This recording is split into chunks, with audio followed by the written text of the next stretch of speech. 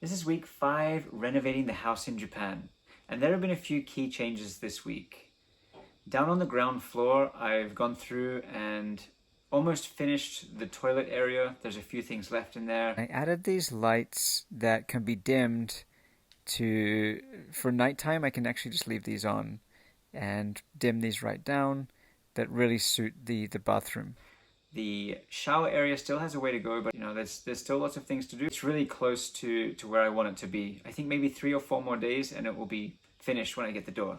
I put down these floating tiles that don't actually need to be installed in any way. You just drop them down and they sit really nicely and they piece together. They came up a little short, so instead of cutting more tiles, I actually just put pebbles in there. Thanks to my dad, it was his idea, and it looks pretty awesome. The window surround is just about 5mm plywood, and that's going to be painted in, so there'll be no issues with water and silicone around the edges. The window sill is cedar, and it's going to look amazing. I'm going to leave that as the natural look and just coat that up with a sealer. The kitchen area is also almost completed. There are some things, like there's some shelves, there are some things that are missing. The kitchen cabinets are more or less finished, and they're all completely custom. I've added a few racks there, super cheap from Daiso, just 100 yen or less than $1. Also painted the gas water cover, just to update that and make it look cleaner.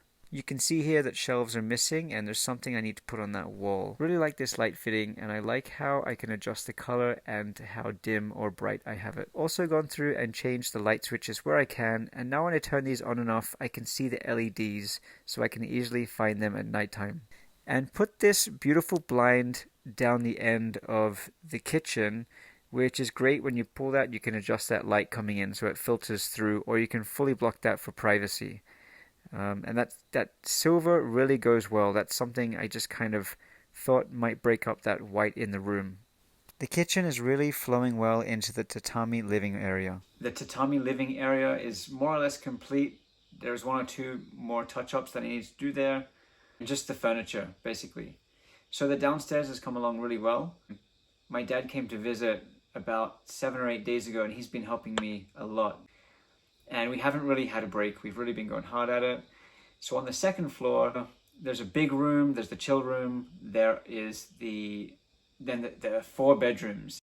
The big room upstairs is looking really good, and from the very beginning I've always been biased and said that this is my favorite room, and it's only getting better. Check out that bay window on the right side. It's not exactly a bay window, but I'm thinking about putting some kind of cushion in there to sit in that window. I just got blinds for this room yesterday, and it's already helping block out some of that warm sunlight as the sun rises over on the mountain directly out the window.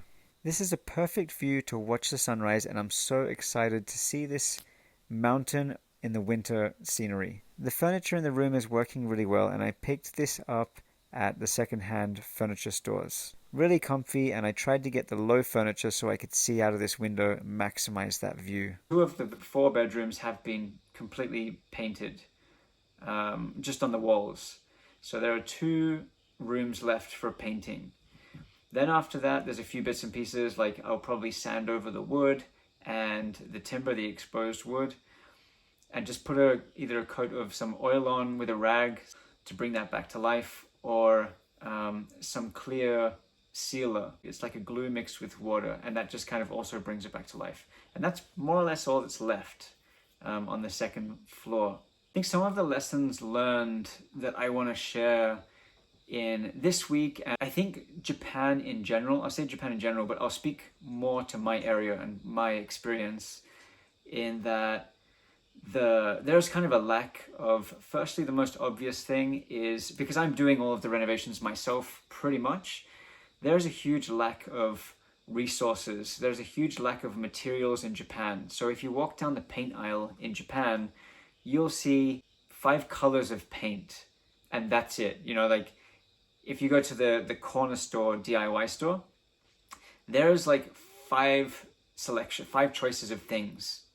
So like, for example, the paint, there's black, there's gray, there's white, there's ivory, and there's like ebony or something like that. And that's your color choice.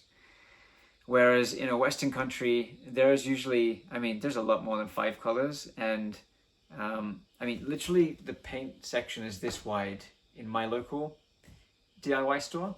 If I compare that to the big DIY store, which is about 40 minutes from here, and they have them again throughout Japan, but even when I compare it to the big DIY store, they might have a larger selection, but it is nothing compared to what you see in Western countries.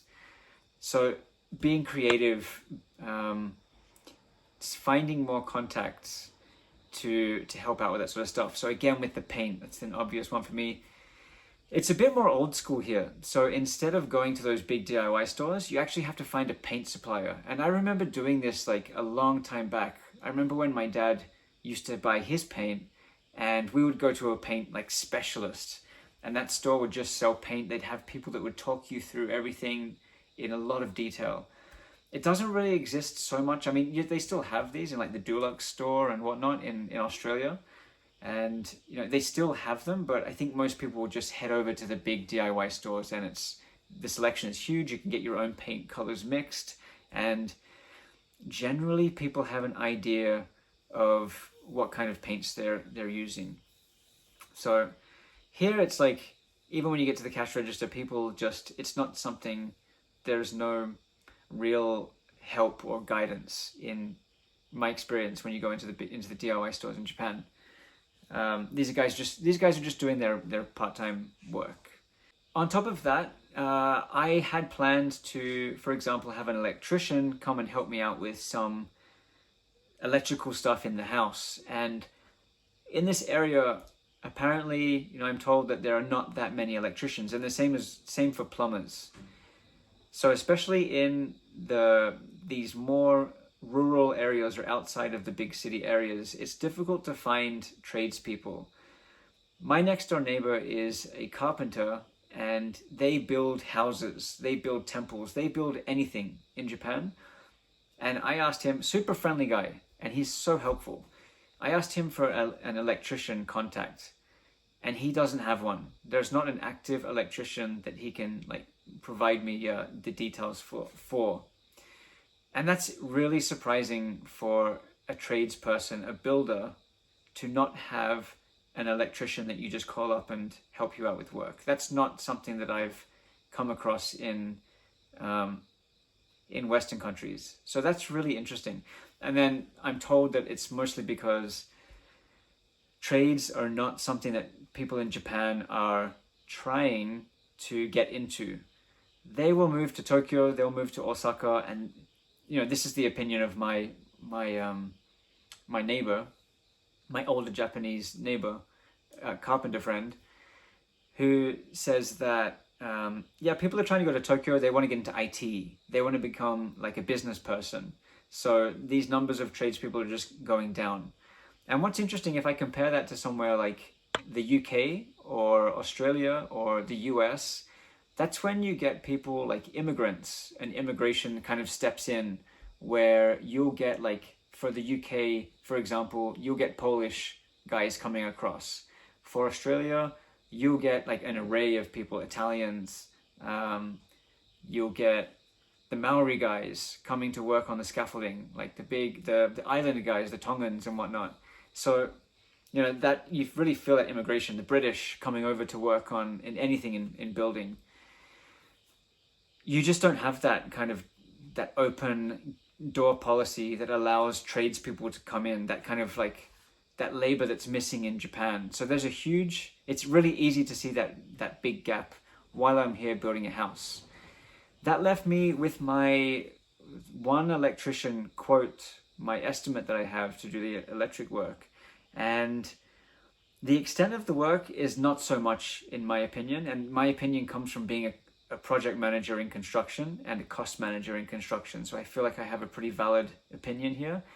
And for putting in some power outlets and changing my upping my ampage in my switchboard, that was going to cost me around over 4,000 Australian dollars, so around 3,000 US dollars, for probably a day or two's work.